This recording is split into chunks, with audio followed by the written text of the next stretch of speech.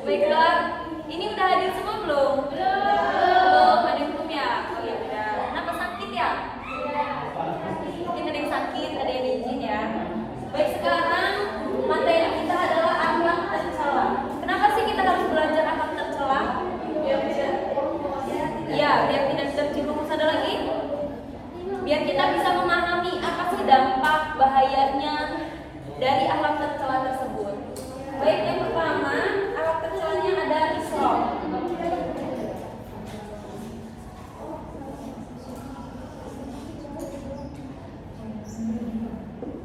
Ada yang tahu nggak israf itu apa? Berlebihan. Israf itu berlebihan dalam mengeluarkan harta, baik berupa makanan, minuman, pakaian, bahkan ibadah juga kita tuh bisa israf. Dalam ibadah, contohnya kalau makanan, kita beli makanan di restoran misal, kita beli banyak makanan, kebanyakan udah kenyang, beli lagi.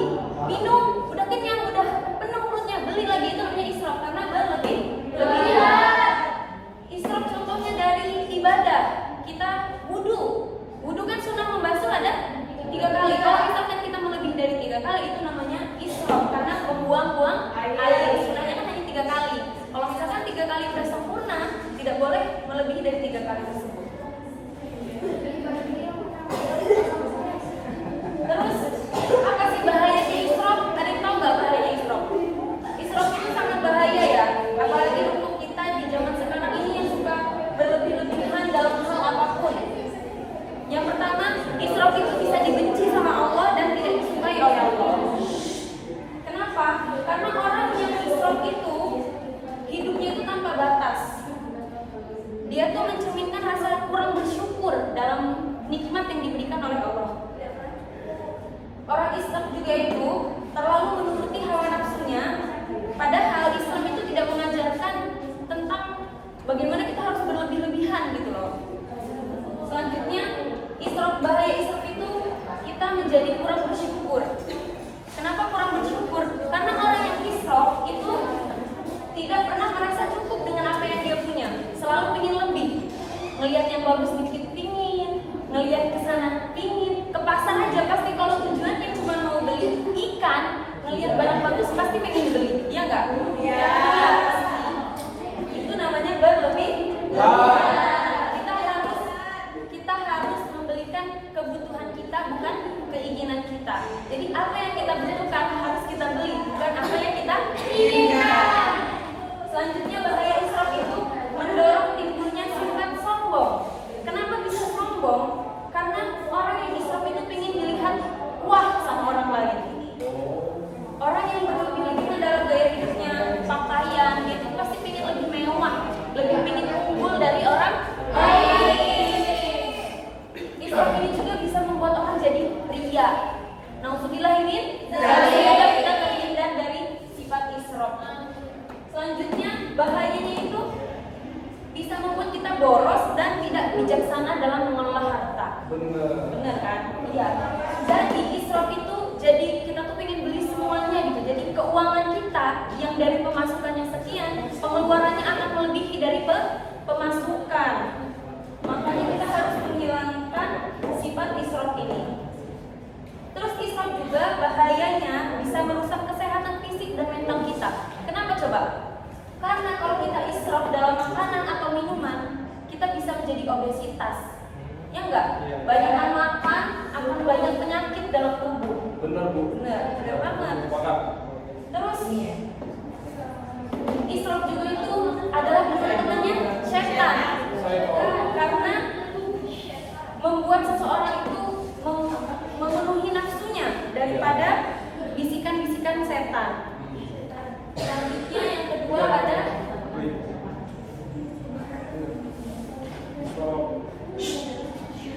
terus mau tahu nggak cara menghindari sifat israf ini apa? Yang pertama, kita harus yakin bahwa harta yang kita punya adalah nikmat yang Allah titipkan. Jadi apapun yang Allah titipkan itu bukan punya kita. Kita cuma minjem lah taruhnya. Pasti semua akan kembali kepada Allah. Terus yang kedua, kita harus mempunyai banyak-banyak rasa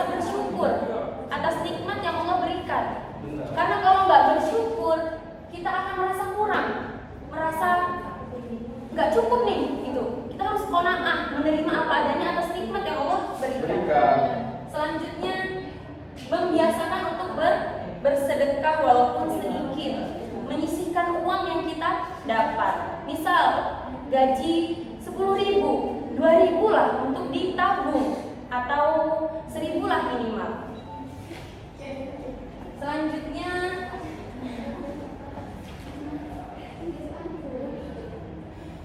Selanjutnya ada tabzir atau boros.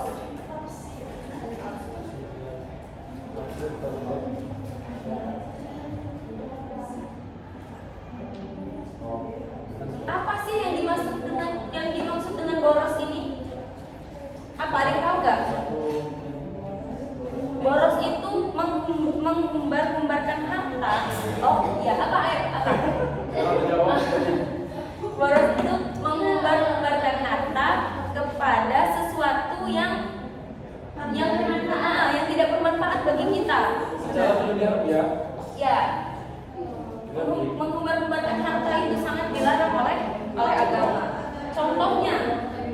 Contoh dari tafsir, membeli makanan atau pakaian berlebih-lebihan. Itu termasuk dengan tafsir atau boros. Selanjutnya, menyebabkan kesengsaraan dan kehilangan keberkahan. Mengadakan pesta besar hanya untuk pamer. Misal nih, ada nikahan, dia nggak mau pestanya kecil, maunya yang gede, mewah, di hotel bintang 5.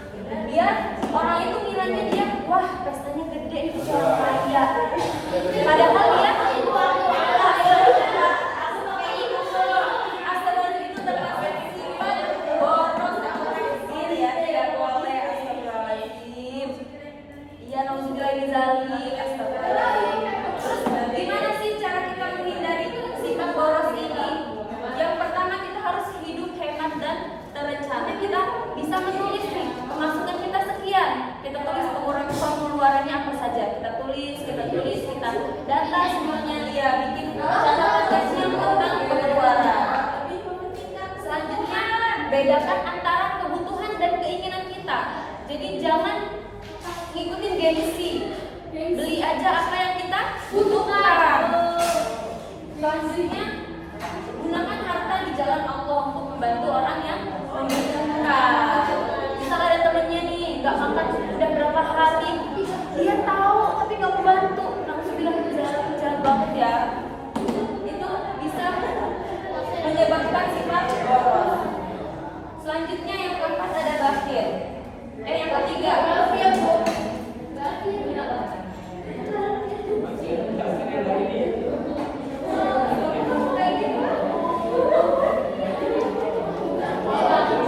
apa sih bakhil ini? Ya, kikir apa?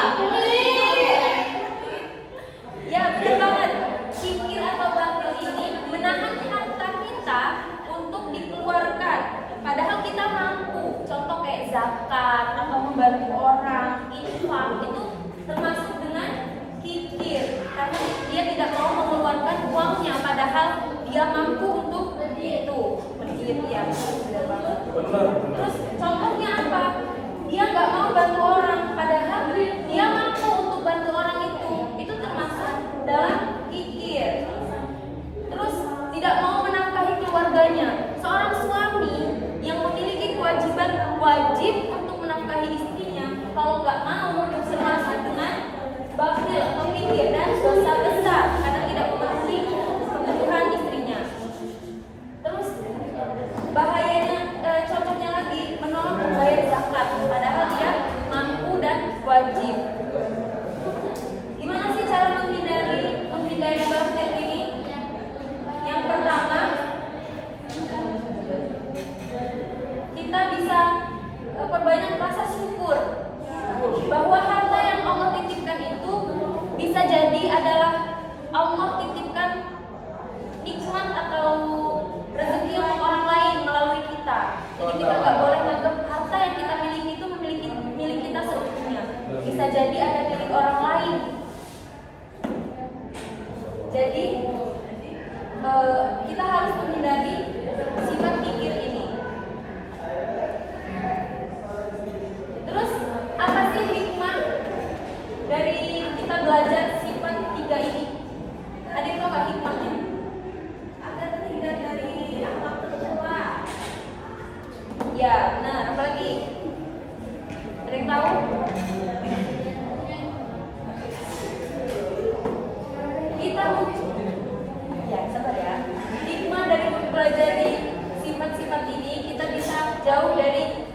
tercela.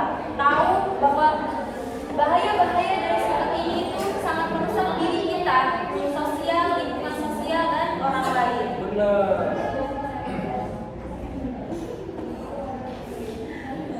Oke, dari penjelasan yang saya jelaskan tadi paham belum? Insya Allah paham. Ya, ada yang ingin ditanyakan? Ya, oke. Saya cukupkan sampai di sini ya. Semoga apa yang kita pelajari ini. Boleh nanya, Bu? Ya, apa? Jika tadi kan ada yang orang itu kan ada yang bilang kalau beli barang seperti baju, kalau udah 40 hari itu udah kembali lagi ya. Maksudnya kan kalau udah beli baju ya, beli baju. Udah 40 Nah, hari. udah 40 hari tadi udah dipakai gitu loh. Nah itu wajib disedekahkan ke orang lain. Iya, boleh. Iya benar ya. Iya. Karena udah gak dipakai sama dia mungkin nggak membutuhkan baju itu kan? Karena ada salingnya. Sabar ya. Dia nggak tahu loh. Iya, Ya.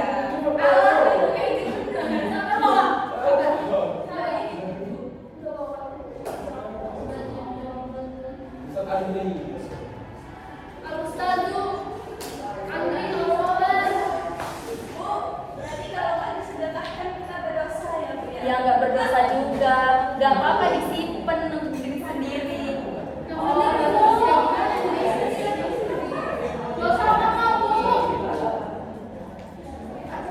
Dosa, baik kalau bajunya banyak. Ini kopi.